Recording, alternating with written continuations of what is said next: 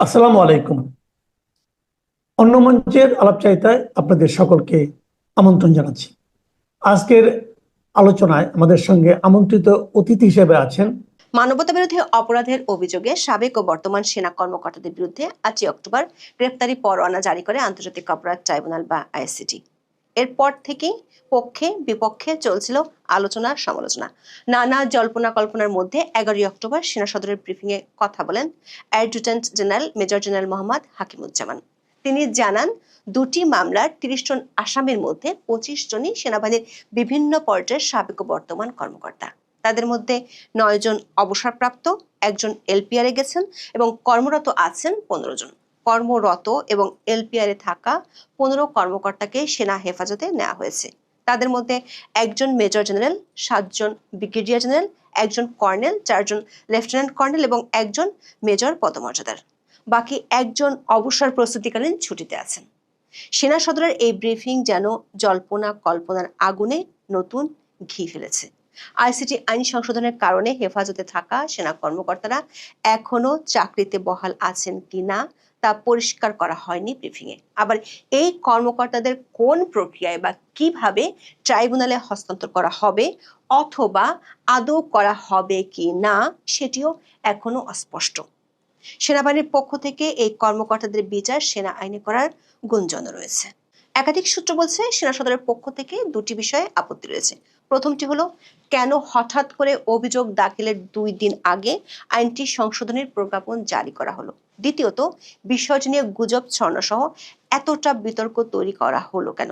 দর্শক, যদি সেনা আইনে কর্মকর্তাদের বিচার হয়, তাহলে এর আগের বিচারাধীন মামলার আসামি সেনা কর্মকর্তার কোর্ট মার্শালের আওতায় আসবে কিনা তা নিয়ে চলছে বিতর্ক। যেমন অবসরপ্রাপ্ত মেজর জেনারেল জিয়াউল হাসানের বিরুদ্ধে 4টি মামলা আইসিটিতে চলমান আছে। জিয়াউল হাসান নিজ থেকে অবসরে গিয়েছেন, তার মানে হলো তিনি যখন আটক হয়েছিলেন তখন তিনি এলপিআর ছিলেন। যদি সেনা আইনে 15 সেনা কর্মকর্তার বিচার হয়, তাহলে প্রশ্ন উঠছে, জিয়াউল হাসানের মতো কর্মকর্তাদের বিচারও কি একই আদালতে হবে? একটি টক শোতে এই প্রশ্নটির উত্তর দিয়েছেন নিরাপত্তা বিশ্লেষক অবসরপ্রাপ্ত মেজর ইমদাদুল ইসলাম। সশস্ত্র বাহিনীতে থাকার সময় সামরিক আদালতে কাজের অভিজ্ঞতা রয়েছে ইমদাদুল ইসলামের। মেজর এমদাদ একটি টক শোতে বলেছেন, সেনাবাহিনীর কোনো সদস্য অবসর বা চাকরিচ্যুত হলেও একটি সময় পর্যন্ত সেনা আইনের অধীনে থাকেন। এই সময় তার বিরুদ্ধে অভিযোগের বিচার সেনা আদালতে হতে পারে। সেনা আইনে বিধানটি আছে। 1952 সালে সেনা আইনে বলা হয়েছে, কোনো সেনা সদস্য তার চাকরির সময়কালে সংগঠিত কোনো অপরাধের জন্য এই আইনের অধীনে বিচার ও শাস্তির জন্য দায়বদ্ধ থাকবেন। অর্থাৎ সেনাবাহিনীর বর্তমানে চাকরিরতরাই শুধু নন, অবসরপ্রাপ্ত মেজর জেনারেল জিয়াউল হাসানের মতো কর্মকর্তাদেরও বিচারও সেনা আইনে হওয়ার সুযোগ রয়েছে। সামরিক আইন বিশেষজ্ঞরা মনে করেন, সাবেক ও বর্তমান মিলে বিষয়টি আরো জটিল হয়ে পড়েছে। সেনা আইনের বাইরে গিয়ে সেনা কর্মকর্তাদের প্রতি ইনসাফ প্রতিষ্ঠার সুযোগ বাহিনীর আছে কিনা সে প্রশ্ন অনেকে তুলেছেন। বিবিসি বাংলার এক প্রতিবেদনে বলা হয়, বাংলাদেশের ইতিহাসে একযোগে এতজন সেনা কর্মকর্তাকে বেসামরিক আদালতে বিচারের ঘটনা বিরল। এই বিচার সরকার ও সেনা সম্পর্ক এবং সেনাবাহিনীতে প্রভাব নিয়ে ব্যাপক কৌতূহল তৈরি করেছে। বিশ্লেষকদের অনেকে বলছেন, আগামী কয়েকদিনে এই ঘটনার গতি প্রকৃতি আরো পরিষ্কার হবে। মূলত এরপরে চূড়ান্তভাবে এসব কর্মকর্তার বিষয়ে সেনাবাহিনীর মনোভাব পরিষ্কার হবে। নিরাপত্তা বিশ্লেষক অবসরপ্রাপ্ত মেজর ইমদাদুল ইসলাম বিবিসি বাংলাকে বলেন, সেনাবাহিনী জাতীয় নিরাপত্তা ও সার্বভৌমত্বের প্রতীক। এই বাহিনীর কেউ কোনো অপরাধ করলে এবং সেটি তদন্ত আদালতে প্রমাণিত হলে তার বিচারের সুযোগ বাহিনীতে আছে। বিষয়টি এভাবে জনসম্মুখে আসার আগে এ বিষয়ক সব বিষয় পরিষ্কার হওয়া উচিত ছিল। সেনাবাহিনীর সম্মান ও মর্যাদার বিষয়ে সবার সতর্ক থাকা দরকার। তার মতে, জাতিসংঘ শান্তিরক্ষী মিশনে অবদান রেখে সশস্ত্র বাহিনী যে ভাবমূর্তি তৈরি করেছে, সেখানেও এ ঘটনা নেতিবাচক প্রভাব ফেলবে। বিবিসি বাংলার প্রতিবেদনে আইন বিশেষজ্ঞ ডক্টর শাহাদিন মালিকের অভিমত নেওয়া হয়েছে। তিনি বলেছেন, বিডিআর বিদ্রোহে সামরিক অফিসারদের হত্যার বিচার হয়েছে প্রচলিত বেসামরিক আদালতে। বিষয়টি নিয়ে তখন সুপ্রিম কোর্টের মতামত চাওয়া হয়েছিল। তারা বলেছিল, নর্মাল আদালতে বিচার হতে পারে। সুতরাং অতীতের উদাহরণ পর্যালোচনা এটা বলা যায়, মানবতা বিরোধী অপরাধের মামলায় বেসামরিক আদালতে সেনা কর্মকর্তাদের বিচারে বাধা নেই। তবে এই ব্যাখ্যায় একটি সমস্যা রয়েছে। বিডিআর ঘটনায় সেনা কর্মকর্তারা হত্যার শিকার হয়েছিলেন। সে সময় যাদের বিরুদ্ধে হত্যায় জড়িত বলে অভিযোগ ওঠে, তারা কেউ সরাসরি সেনা সদস্য ছিলেন না। আর এবারের প্রেক্ষাপট একেবারে আলাদা।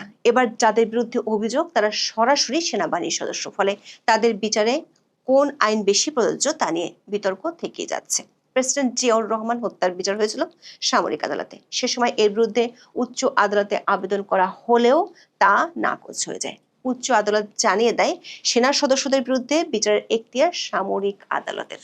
পাকিস্তান আমলে রাজশাহী বিশ্ববিদ্যালয়ের শিক্ষক শামসুজ্জোহা হত্যাকাণ্ডের বিচার নিয়েও একই ঘটনা ঘটেছিল। ইসলামাবাদ বিশ্ববিদ্যালয়ের তখনকার উপাচার্য সামরিক শাসক আইয়ুব খানের সাথে দেখা করে দায়ী সামরিক কর্মকর্তাদের বিচার বেসামরিক আদালতে করার অনুরোধ করেন। তবে আইয়ুব খান জানান সামরিক কর্মকর্তাদের সিভিল আদালতে বিচার করার সুযোগ নেই। দর্শক, এসব নানান প্রশ্ন ঘুরপাক খাওয়ার মাঝে সরকার ও প্রসিকিউশন টিমের রণমূর্তি 24 ঘন্টায় অনেকটা বদলে গেছে। প্রধান উপদেষ্টার প্রেস সচিব বিবৃতি দিয়ে জানিয়েছেন আর কোনো সেনা কর্মকর্তার বিরুদ্ধে ওয়ারেন্ট জারির পরিকল্পনা নেই। তার এই বক্তব্য সমালোচনার জন্ম দিয়েছে। অন্যদিকে ট্রাইব্যুনালের চিফ প্রসিকিউটর 12 অক্টোবর দিয়েছেন ধরি মাছ না ছুঁই পানির মতো বক্তব্য। 15 সেনা কর্মকর্তাদের হেফাজতে নেওয়ার বিষয়টি দেশ জুড়ে আলোড়ন তুললেও তার দাবি বিষয়টি তারা এখনো আনুষ্ঠানিকভাবে জানেন না। ফলে মিডিয়ার প্রকাশিত তথ্য তিনি আমলে নিতে রাজি নন। অথচ চিফ প্রসিকিউটরের দায়িত্ব পাওয়ার পর থেকে সংবাদ মাধ্যমে প্রকাশিত তথ্যকেই এতদিন গুরুত্ব দিয়েছেন তিনি। তার বক্তব্য থেকে পরিষ্কার 15 কর্মকর্তার বিষয়ে আনুষ্ঠানিক কোনো তথ্যই জানায়নি সেনাবাহিনী। আবার আগের দিন সেনা সদরের বিবৃতি থেকে বোঝা যায় আইসিটি কর্তৃপক্ষ পরোয়ানা জারির বিষয়টি আনুষ্ঠানিকভাবে জানায়নি সেনাবাহিনীকে। অর্থাৎ দুই কর্তৃপক্ষের মধ্যে আদৌ কোনো সংযোগ আছে কিনা সেটিও একটি বড় প্রশ্ন।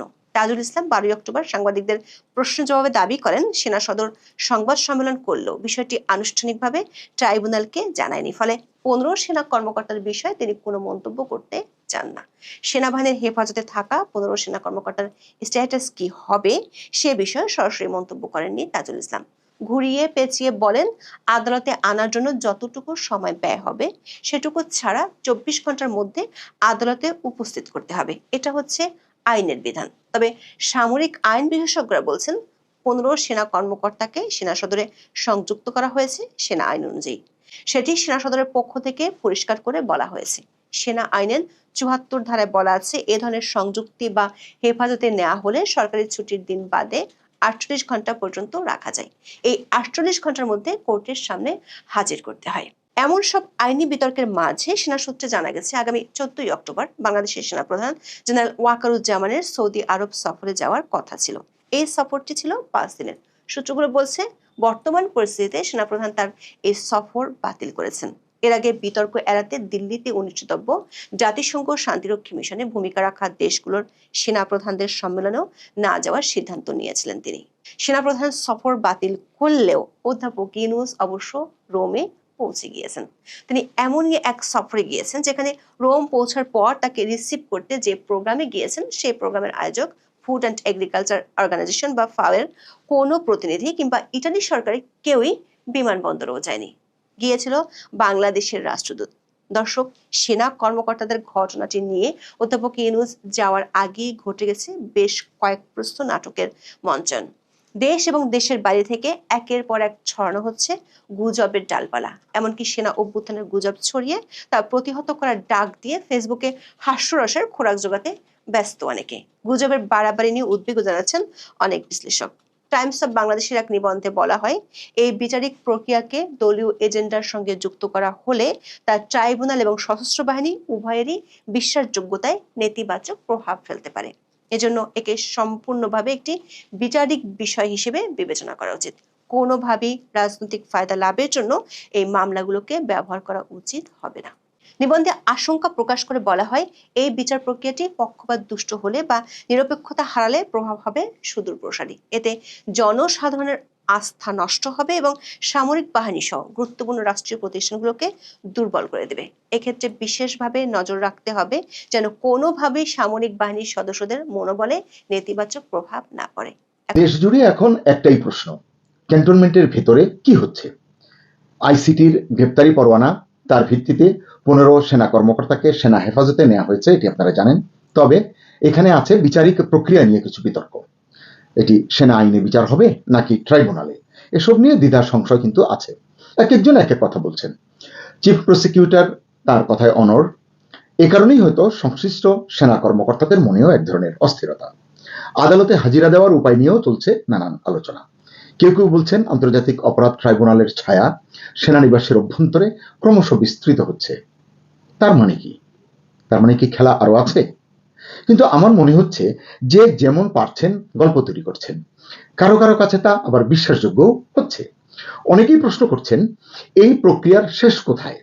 ট্রাইব্যুনালের থাবা কি আরো সেনা অফিসারকে ঘায়েল করবে? এভাবেই কি চাপ বাড়তে থাকবে শেষ পর্যন্ত সেনাপ্রধান জেনারেল ওয়াকারুজ্জামানের উপরও? আসসালামু আলাইকুম, স্বাগত লিডস নিউজে। সম্মানিত দর্শক, এই ঘটনাগুলো সব আপনারা জানেন। তারপর এই প্রশ্নগুলো তো উঠছে যে সেনা বাহিনীর ভেতরের পরিস্থিতি কি, সেনা নিবাসের ভেতরের পরিস্থিতি কি। হ্যাঁ, সাদা চোখে যদি আপনি দেখেন হয়তো কিছু বুঝে উঠতে পারবেন না, বোঝার উপায় নেই। তবে অনুমান করা যায় ভেতরে ভেতরে বেশ উত্তেজনা আছে, টেনশনও আছে। যাদের সেনা হেফাজতে নেওয়া হয়েছে, যে 15 জনের কথা, তাদের নিয়ে পরের ধাপগুলো কিভাবে অগ্রসর হবে, এটি কিন্তু অনেকের মনে প্রশ্ন। বিচার শেষ না হওয়া পর্যন্ত সেনাবাহিনী নিজেদের হেফাজতে রাখতে চায়, এটি আমরা জানি। এখান থেকেই তাদেরকে নিয়ে যাবে। কিন্তু চিফ প্রসিকিউটর মোহাম্মদ তাজুল ইসলাম বলছেন যে আইন অনুযায়ী কোনো আসামিকে গ্রেপ্তার করা হলে অনতিবিলম্বে, বলা হয় 24 ঘন্টার কম সময়ের মধ্যে, তাকে আদালতে হাজির করতে হয় বা হবে। এরপর আদালত সিদ্ধান্ত দেবেন তাদের বা আসামিকে বা আসামিদের কারাগারে পাঠাবেন নাকি জামিন দেবেন। তিনি বলছেন যে সরকার চাইলে কোনো স্থাপনাকে কারাগার ঘোষণা করতে পারেন। আমরা দেখেছি এর আগেও 111-এর সময় সাবজেল ঘোষণা করে শেখ হাসিনা এবং বেগম খালেদা জিয়াকে রাখা হয়েছে। সেক্ষেত্রে যদি এরকম কারাগার ঘোষণা করা হয়, সেক্ষেত্রে আসামিরা কোথায় থাকবেন সেটা আসলে আদালতই নির্ধারণ করবেন। অন্যদিকে সামাজিক যোগাযোগ মাধ্যমে গুজবের কিন্তু কমতি নেই। কেউ বলছেন এই যে প্রক্রিয়া শুরু হয়েছে, এর নেক্সট টার্গেট হচ্ছেন সেনাপ্রধান জেনারেল ওয়াকারুজ্জামান। আবার এমনও দেখা যাচ্ছে সোশ্যাল মিডিয়ায় অনেকেই পোস্ট লিখে বা মন্তব্যের ঘরে সেনাপ্রধানের শাস্তি দাবি করছেন, যে যার জায়গা থেকে তার মত ব্যক্ত করছেন। 14 অক্টোবর জেনারেল ওয়াকারের সৌদি আরব যাওয়ার কথা ছিল, কিন্তু তিনি যাচ্ছেন না। এর আগে জানেন আপনারা যে কলকাতায় যাননি, তারপরে দিল্লিতে দুটো ছিল, 13 এবং 13 থেকে 16, 14 থেকে 16 যাননি তিনি। অনেক কারণ আছে, আবার কোনো কারণ নেই, হয়তো এখানকার ব্যস্ততার কারণে তিনি যাচ্ছেন না। কিন্তু এই যে সৌদি আরব যাচ্ছেন না, এটি নিয়ে কিন্তু এখন কথা হচ্ছে। কারণ কথা হচ্ছে মানে কি, আসলে মানুষের যে গল্প এবং গুজব তৈরির বা এই যে সৃজনশীলতা, এটি আসলে দেখার মতো। তারা মনে করছে গেলে আর আসতে পারবে না, এটা হবে সেটা হবে, নানান কিছু। সে কারণে আমি আর এই আলোচনাটি বাড়াতে চাই না। কেউ কেউ আবার এমন মনে করছেন যে আরো সেনা অফিসার হয়তো গ্রেপ্তার হতে পারেন এই যে 25 জন এর পরে, এমনকি এর ধারাবাহিকতায় সেনা প্রধানও। শতাধিক সেনা কর্মকর্তার বিরুদ্ধে গ্রেপ্তারি পরোয়ানা জারি হতে যাচ্ছে, সামাজিক মাধ্যমে ছড়িয়ে পড়া এমন দাবি অবশ্য প্রত্যাখ্যান করেছেন প্রধান উপদেষ্টার প্রেস সচিব মোহাম্মদ শফিকুল আলম। তিনি বলেছেন এই খবর সম্পূর্ণ ভিত্তিহীন এবং মন গড়া গুজব। আইসিটির চিফ প্রসিকিউটরকে উদ্ধৃত করে শফিকুল আলম বলেছেন, এই মুহূর্তে সশস্ত্র বাহিনীর আর কোনো কর্মকর্তার বিরুদ্ধে গ্রেপ্তারি পরোয়ানা জারির পরিকল্পনা নেই। এখানে আবার আমার মনে প্রশ্ন যাচ্ছে, এই কথাটি শফিকুল আলমের বলবার কথা কিনা, এটা আসলে আমি বুঝতে পারি না। তবে যেহেতু তিনি বলেছেন, আমি মনে করি এটি এখন এক গুরুত্বপূর্ণ রক্ষা কবচ অন্য সেনা অফিসারদের জন্য, এমনকি সেনা প্রধানের জন্য। কারণ আমি ধারণা করি তিনি, মানে শফিকুল আলম, প্রধান উপদেষ্টা মোহাম্মদ ইউনুস কর্তৃক আদিষ্ট হয়েই কথাগুলো বলেছেন, তা নাহলে তো তার বলবার কথা নয়। যাই হোক, এই তথ্য ব্যবহার করে আমরা এমনকি বলতে পারি যে সেনাপ্রধান বা অন্য কেউ, অন্য সেনা কর্মকর্তারা আপাতত নিরাপদ, মানে এই 25 জনের পরে। ক্যান্টনমেন্টের ভেতরে যে একটা অনিশ্চয়তার কথা বললাম শুরুতে, এটার যদি মূল সূত্র আমরা খুঁজতে যাই, তাহলে আমরা দেখব যে সেনা অফিসারদের অনেকে ভাবছেন এরপর কি হবে। এটাই আসলে একটি মানসিক চাপ সৃষ্টি করছে।